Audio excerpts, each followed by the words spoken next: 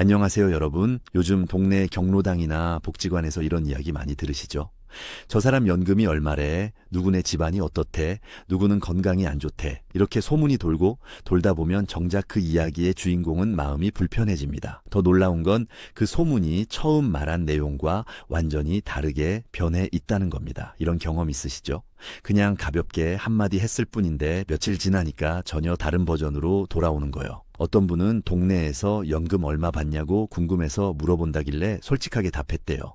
그랬더니 일주일도 안 돼서 투자 권유 전화가 오고 친척들이 돈 빌려달라고 연락하고 난리가 났답니다. 본인이 말한 금액보다 2배로 부풀려져서 소문이 났더래요. 또 어떤 분은 자식 이야기를 조금 했을 뿐인데 동네 사람들이 그 집안이 불화가 심하다고 수군거린대요. 건강검진 결과를 말했더니 중병 환자 취급을 받는 분도 계시고요. 말 한마디가 어떻게 변형되고 확대되고 왜곡되는지 정말 무섭습니다. 그동안 수많은 어르신들을 만나면서 한 가지 분명하게 깨달은 사실이 있습니다. 나이가 들수록 말을 아끼는 지혜가 평안을 지킨다는 겁니다. 이건 관계를 끊자는 얘기가 절대 아닙니다. 사람들과 담을 쌓고 살라는 것도 아니고요. 불필요한 간섭과 오해를 미리 차단하자는 겁니다. 똑똑하게 말을 관리하자는 거죠. 60세 이후에는 인생의 중심이 완전히 바뀝니다. 남들에게 보여주는 삶에서 나를 지키는 삶으로 전환되는 시기죠. 이제는 평가받을 필요도 없고 인정받으려고 애쓸 필요도 없어요. 그런데 많은 분들이 여전히 예전 습관대로 말을 합니다. 물어보면 대답하고 궁금해하면 설명하고 관심 보이면 털어놓고 그러다 보면 내 삶이 남의 입방에 오르내리게 돼요. 이때 가장 중요한 게 바로 말의 경계입니다. 뭘 말하고 뭘 말하지 않을지를 스스로 정하는 능력 말이에요. 이게 없으면 아무리 좋은 관계라도 피곤해집니다. 반대로 이게 명확하면 관계가 훨씬 편해져요. 상대방도 어디까지 물어봐도 되는지 알게 되니까 서로 존중하게 되는 겁니다. 오늘은 60세 이후 절대 아무에게나 말하지 않는 게 좋은 9가지만 정리해 드리겠습니다. 이건 숨기라는 얘기가 아니라 말을 아끼는 지혜입니다. 솔직함이 항상 좋은 건 아니거든요. 평안은 솔직함이 아니라 적절한 경계에서 옵니다. 여러분이 오늘 이 9가지만 기억하시고 실천하시면 앞으로 불필요한 스트레스가 절반으로 줄어들 겁니다. 여러분은 평소 어떤 이야기를 조심하고 계신가요? 댓글로 편하게 나눠주세요. 최근 상담했던 67세 김영숙님 이야기입니다. 평소 동네 사람들과 관계가 좋은 편이셨어요. 그런데 어느 날 친한 이웃이 가볍게 물었답니다. 연금 얼마 받으세요? 그냥 궁금해서요. 영숙님도 별 생각 없이 대답했죠. 한 달에 얼마 정도 받는다고요? 그런데 일주일 뒤부터 이상한 일이 벌어지기 시작했습니다. 다른 이웃들이 하나둘 찾아와서는 돈 좀 빌려달라고 하거나 투자 권유를 하는 겁니다. 심지어 영숙님이 말한 적 없는 금액까지 동네에 소문이 났더래요. 영숙님은 그때 깨달았답니다. 말 한마디가 어떻게 변형되고 확대되는지를요. 영숙님은 그 이후로 작은 변화를 시작했습니다. 개인적인 질문에는 짧고 명확하게만 답하기로 한 거죠. 생활하는데 무리 없어요. 이 한마디로 끝내는 겁니다. 그랬더니 신기하게도 불필요한 접근이 줄어들고 오히려 관계가 편해졌답니다. 경계가 명확해지니까 서로 존중하게 되는 거죠. 여러분도 비슷한 경험 있으시죠? 선의로 한 말이 엉뚱하게 돌아오는 경험 말입니다. 오늘 영상 끝까지 보시면 여러분의 노년 생활 방식을 완전히 바꿀 수 있는 중요한 지혜를 얻게 되실 겁니다. 특히 마지막에 나올 좋은 소식 다루는 법을 놓치시면 정말 아까워요. 아직 구독 안 하신 분들은 지금 바로 구독 버튼 눌러주세요. 좋아요도 함께 부탁드립니다. 여러분의 평안한 노년을 위한 알짜 정보들을 계속 준비하고 있습니다. 그럼 본격적으로 들어가기 전에 먼저 이런 일이 왜 생기는지부터 이해하고 가겠습니다. 여러분, 왜 60세가 넘으면 이런 일들이 더 자주 일어날까요? 3가지 이유가 있습니다. 첫째, 노년기 커뮤니티의 특성 때문입니다. 경로당, 복지관, 동네 모임 이런 곳들은 정보가 정말 빠르게 퍼집니다. 왜 그럴까요? 젊은 사람들처럼 각자 바쁘게 일하거나 개인 생활을 하는 게 아니라 같은 공간에서 많은 시간을 함께 보내기 때문이죠. 아침에 경로당에서 나온 이야기가 점심때 다른 모임으로 퍼지고 저녁에는 또 다른 곳으로 퍼집니다. 하루 만에 동네 전체가 아는 이야기가 되는 겁니다. 게다가 나이 드신 분들은 대부분 같은 동네에 오래 사셨잖아요. 서로 아는 사람이 많다는 뜻이죠. A가 B에게 말하면 B는 C한테 말하고 C는 또 A를 아는 D에게 말합니다. 이렇게 연결고리가 촘촘해서 소문이 빠르게 퍼지는 겁니다. 젊은 사람들처럼 모르는 사람들 사이에서 생활하는 게 아니라 아는 사람들 네트워크 안에서 생활하시니까요. 둘째, 사람들이 왜 개인정보를 캐려고 할까요? 대부분은 악의가 아닙니다. 관심에서 시작된 거예요. 노년기에는 새로운 이야깃거리가 많지 않습니다. 그러다 보니 다른 사람의 일이 관심사가 되는 거죠. 누가 얼마 받는지, 어느 집 자식이 잘 사는지, 누가 아픈지, 이런 게 대화 소재가 됩니다. 또 한 가지는 비교 심리입니다. 나는 어떤가, 우리 집은 어떤가 확인하고 싶은 거예요. 내가 더 잘 사는지 못 사는지, 내 건강이 나은지 아닌지, 이런 걸 알고 싶어서 자꾸 물어보게 됩니다. 그런데 이게 나쁜 의도는 아니에요. 그냥 인간의 자연스러운 심리입니다. 문제는 이런 관심과 비교가 때로는 시샘이나 험담으로 변한다는 거죠. 셋째, 60세 이후에는 사회적 위치가 바뀝니다. 직장에서 은퇴하고 자녀들이 독립하면서 사회적 역할이 줄어들죠. 그러면서 자연스럽게 취약해집니다. 예전엔 직장에서의 지위나 경제력, 자녀를 통한 영향력 같은 게 있었잖아요. 그런데 은퇴하면 그런 보호막이 사라지는 겁니다. 그래서 예전 같으면 함부로 못 물어봤을 것들을 이제는 쉽게 물어봅니다. 연금이 얼마냐? 자산이 얼마냐? 현직에 있을 땐 이런 질문 못 했어요. 그런데 은퇴하니까 사람들이 편하게 물어보는 거죠. 여러분의 지위가 낮아져서가 아니라 사회적 보호막이 얇아졌기 때문입니다. 또 외로움도 영향을 줍니다. 혼자 있는 시간이 많아지면서 누군가와 이야기하고 싶은 마음이 커지죠. 그러다 보면 경계를 낮추게 됩니다. 물어보는 사람이 반가워서, 관심 가져줘서, 고마워서 이것저것 다 말하게 되는 거예요. 상대방도 그걸 알고 접근합니다. 이 세 가지가 복합적으로 작용하면서 60세 이후에는 개인정보가 쉽게 퍼지고 왜곡되고 악용되는 겁니다. 그래서 더욱 조심해야 합니다. 이제 구체적으로 어떤 이야기들을 조심해야 하는지 하나씩 살펴보겠습니다. 먼저 돈 이야기부터 시작하겠습니다. 연금이 얼마인지, 예금은 얼마나 있는지, 땅을 팔아서 얼마가 남았는지. 이런 정보는 한번 입 밖으로 나가면 통제가 불가능합니다. 72세 박철수님은 동네 모임에서 가볍게 재정 상황을 말했다가 몇 달 동안 고생하셨어요. 친척들이 갑자기 연락해서 돈을 빌려달라고 하고 보험 설계사들이 찾아오고 심지어 투자 사기까지 접근했답니다. 현장에서 반복적으로 확인되는 패턴이 있습니다. 금전적 피해의 상당수가 본인이 무심코 공개한 정보에서 시작된다는 점이죠. 특히 동네 모임에서 나온 돈 이야기가 가장 빠르게 퍼집니다. 누군가 재정 상황을 물으면요, 생활하는데 무리는 없습니다. 이 한마디로 끝내세요. 그리고 자연스럽게 화제를 바꾸시면 됩니다. 아무리 친한 사이라도 재정 정보만큼은 철저히 보호해야 합니다. 두 번째, 과거의 실수나 아픈 경험입니다. 교훈은 공유해도 좋지만 상처의 세부 내용까지 말할 필요는 없어요. 사람들은 디테일을 기억하고 그걸로 여러분을 규정하거든요. 한 분이 이렇게 말씀하셨어요.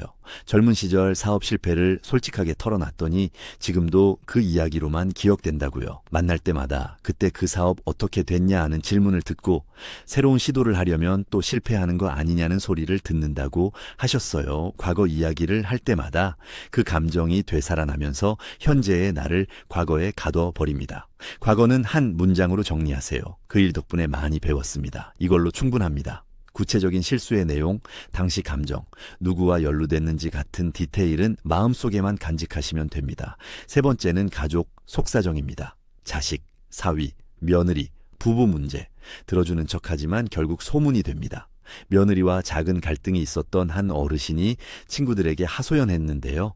그게 동네 전체로 퍼져서 며느리가 나중에 소문을 듣고 엄청 서운해했대요. 시어머니가 자기 욕을 동네방네한다라고 생각한 거죠. 가족 문제를 외부에 알릴수록 해결은 더 어려워집니다. 외부 조언이나 개입이 오히려 당사자 간 대화를 방해하거든요. 누군가 가족 이야기를 물으면요, 집안일은 집안에서 정리 중입니다. 이 한마디면 끝입니다. 가족 문제는 당사자끼리 풀어야 제대로 풀립니다. 네 번째, 앞으로의 계획도 함부로 말하지 마세요. 이사, 여행, 새로운 일 시작. 미리 말하면 그 나이에 무슨 이사냐, 여행은 무슨 여행이냐 하는 반응만 돌아옵니다. 인상 깊었던 사례가 있어요. 한 분이 작은 온라인 판매를 시작하려고 주변에 말했다가 엄청 말렸대요. 인터넷도 잘 모르는데 무슨 온라인 판매냐, 사기당할 거라고요. 나중에 혼자 조용히 시작했더니 잘 되고 있답니다. 지금은 한 달에 꽤 쏠쏠한 수입이 생긴다고 하시더라고요. 새로운 계획을 먼저 알렸을 때 실제로 실행까지 이어지는 경우가 절반도 안 됩니다. 부정적 반응이 동기를 껐기 때문이죠. 계획은 행동으로 보호하세요. 시작하고 나서 말해도 늦지 않습니다. 결과가 나온 뒤엔 누구도 뭐라 못합니다. 5번째, 건강 이야기를 너무 자세히 하는 것도 위험합니다. 병명, 검사 수치, 약 이름까지 줄줄 말할 필요 없어요. 계속 건강 문제만 이야기하면 환자 이미지가 고정됩니다. 만날 때마다 혈압 수치와 약 이야기만 하던 한 분은 결국 사람들이 피하게 됐다고 하셨어요. 처음엔 걱정해주던 사람들도 계속 같은 얘기만 들으니 지쳐서 멀어지더래요. 건강은 관리하는 것이지 자랑하거나 호소하는 게 아닙니다. 필요한 사람에게만 핵심만 전하세요. 관리 중입니다. 좋아지려고 노력하고 있어요. 가족이나 정말 가까운 사람에게만 자세히 말하고 그 외에는 간단하게만 하시면 됩니다. 자, 여기까지 5가지를 살펴봤습니다. 잠깐 멈춰서 생각해 보실까요? 돈 이야기, 과거 실수, 가족 속사정, 앞으로의 계획, 건강 이야기. 여러분은 지금 이 중에서 몇 가지나 해당되시나요? 솔직히 말씀드리면 대부분의 어르신들이 이 중 최소 2-3가지는 해당됩니다. 아무 문제 없다고 생각하신다면 다시 한번 돌아보세요. 혹시 최근 한 달 동안 동네에서 이런 대화 나누지 않으셨나요? 연금 얼마 받으세요? 하는 질문에 구체적인 금액 말씀하신 적 있으신가요? 예전에 힘들었던 일을 자세하게 설명하신 적은요? 며느리나 자식 이야기를 친구들한테 하신 적은요? 앞으로 뭘 하려고 한다라고 미리 말씀하신 적은요? 병원 검사 결과나 먹는 약을 자세히 설명하신 적은요? 하나라도 해당된다면 오늘부터 바로 바꾸셔야 합니다. 왜냐하면 이미 그 정보가 어딘가로 퍼져나가고 있을 수 있거든요. 늦었다고 생각하지 마세요. 지금이라도 경계를 세우면 됩니다. 다음에 같은 질문을 받으면 오늘 배운 대로 짧게 답하고 넘어가시면 됩니다. 그럼 나머지 4가지도 계속 살펴보겠습니다. 뒤로 갈수록 더 중요한 내용이니까 집중해서 들어주세요.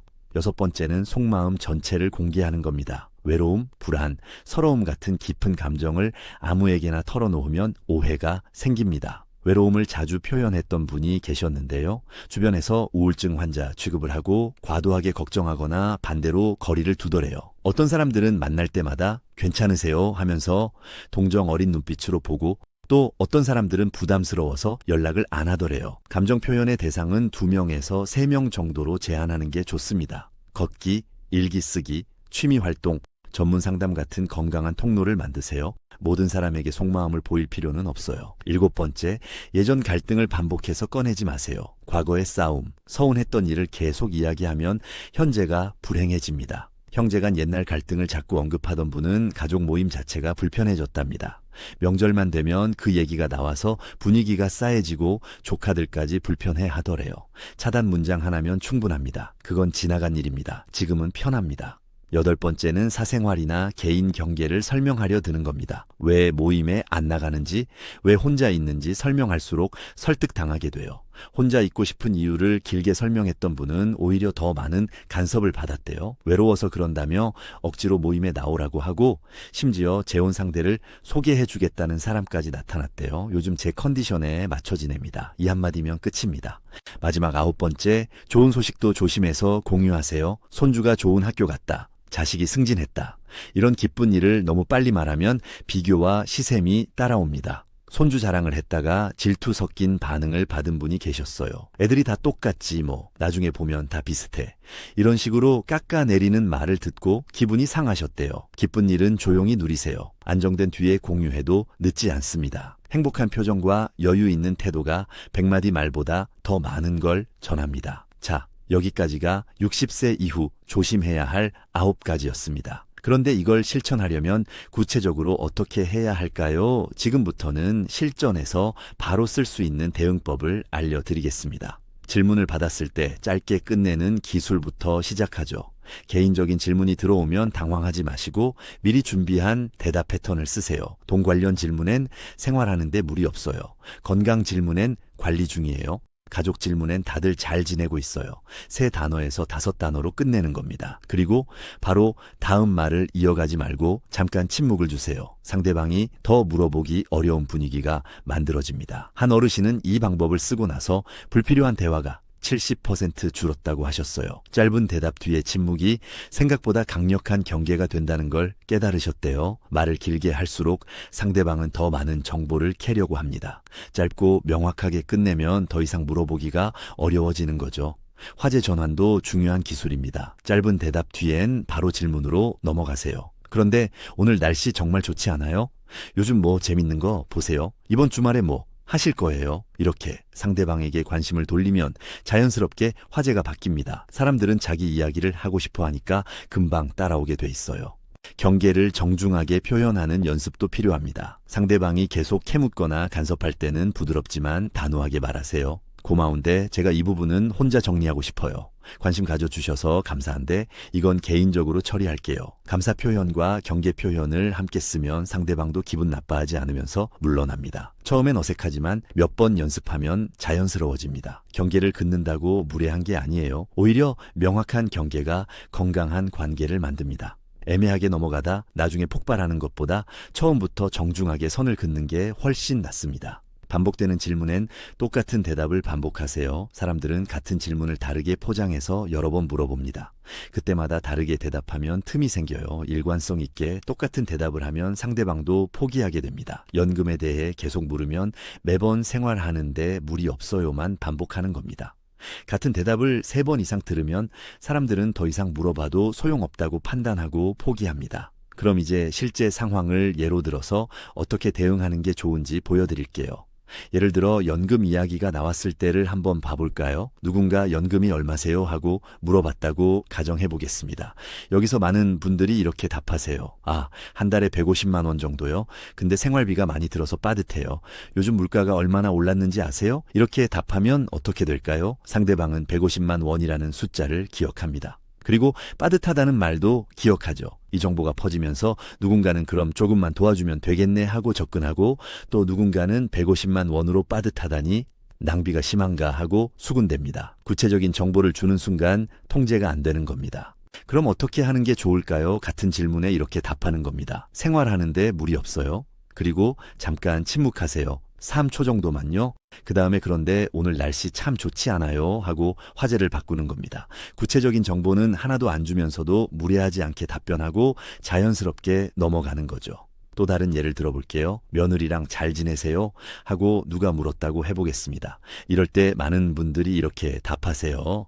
글쎄요, 요즘 좀 서먹해요. 제가 손주 돌봐주는데 고맙다는 말도 없고 당연하게 생각하는 것 같아서요. 명절 때도 빨리 가버리더라고요. 이렇게 말하면 어떻게 될까요? 며느리 이미지가 나빠지고 여러분은 서운함이 많은 시어머니로 비춰집니다. 그리고 이 이야기는 금방 며느리 귀에도 들어가게 되죠. 그럼 관계는 더 악화되는 겁니다. 대신 이렇게 답해 보세요. 집안일은 집안에서 잘 정리하고 있어요. 그리고 잠깐 침묵. 그보다 요즘 손주가 얼마나 귀여운지 몰라요. 이렇게 화제를 긍정적으로 바꾸면서 개인적인 갈등은 언급하지 않는 겁니다. 관계의 문제는 감추되 좋은 부분은 자연스럽게 보여주는 거죠. 이 방식만 익혀도 일상 대화의 대부분은 충분히 대응하실 수 있습니다. 핵심은 짧게 답하고 침묵하고 화제를 바꾸는 겁니다. 처음엔 어색할 수 있어요. 그동안 습관적으로 자세히 설명하고 공감받고 싶어서 많이 말했잖아요. 그런데 이 패턴을 일주일만 연습해 보세요. 생각보다 쉽고 편해집니다.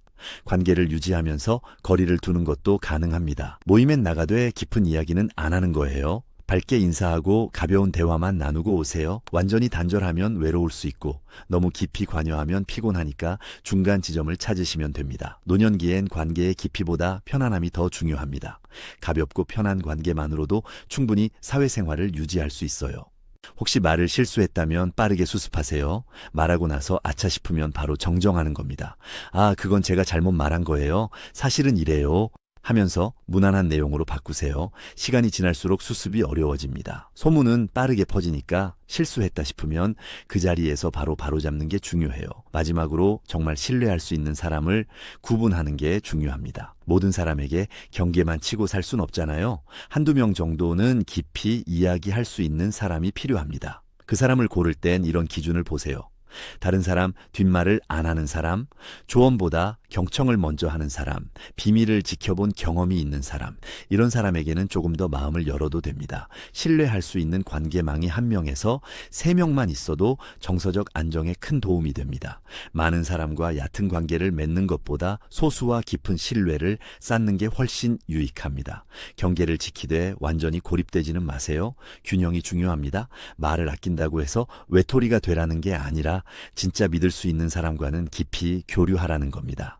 자, 여기까지가 실전 대응법이었습니다. 이제 마지막으로 오늘 내용을 정리하면서 여러분이 당장 실천할 수 있는 것들을 정리해 드리겠습니다. 60세 이후엔 말의 경계가 평안을 지킵니다. 돈 이야기, 과거 실수의 디테일, 가족 속사정, 앞으로의 계획, 건강 상태, 깊은 속마음, 옛날 갈등, 사생활 설명, 좋은 소식까지 이구가지는 아무에게나 말하지 않는 게 좋습니다. 잘못 관리하면 어떻게 될까요? 불필요한 간섭이 늘어나고 관계가 피곤해집니다. 오해와 소문이 생기고 마음의 평안이 깨집니다. 심지어 금전적 피해나 가족 갈등으로 이어질 수도 있어요. 상담했던 많은 분들이 말 한마디 때문에 몇 달씩 고생하셨습니다. 반대로 제대로 관리하면 어떻게 될까요? 불필요한 접근이 줄어들고 관계가 편해집니다. 여러분 스스로 인생의 주도권을 잡게 되고 존중받는 느낌이 커져요. 무엇보다 마음이 평안해집니다. 설명하고 해명하느라 에너지 낭비할 일이 없으니까요. 말을 줄이면 관계가 차가워지는 게 아니라 오히려 존중이 생깁니다. 그럼 오늘부터 당장 뭘 실천하면 좋을까요? 딱 하나만 선택한다면 이겁니다. 개인적인 질문을 받았을 때 짧게 대답하고 침묵하는 연습을 하세요. 생활하는데 무리 없어요. 관리 중이에요. 다들 잘 지내요.